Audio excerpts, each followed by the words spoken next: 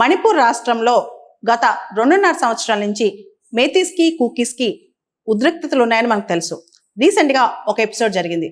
దాదాపు 3 సంవత్సరాల క్రితం నుంచి ఒక మేతీ అబ్బాయి ఇంకో కూకీ అమ్మాయి ఇద్దరు ఇష్టపడ్డారు, పెళ్లి చేసుకుందాం అనుకున్నారు. ముఖ్యంగా మేతీ అబ్బాయి, అతని పేరు రిషికాంత్ అనమాట, కూకీ అమ్మాయిని పెళ్లి చేసుకుందాం అనుకున్నారు. ఈ టైంలో ఈ మేతీస్కి కూకీస్కి మధ్య కాన్ఫ్లిక్ట్ స్టార్ట్ అయ్యాయి. దాంతో వాళ్ళ పెళ్లి కూడా కొంతకాలం పోస్ట్ పోన్ చేస్తున్నారంట. తర్వాత వీళ్ళిద్దరికీ కూడా పెళ్ళైనట్లు, వివాహం చేసుకున్నట్లు సోర్సెస్ చెప్తున్నాయన్నమాట.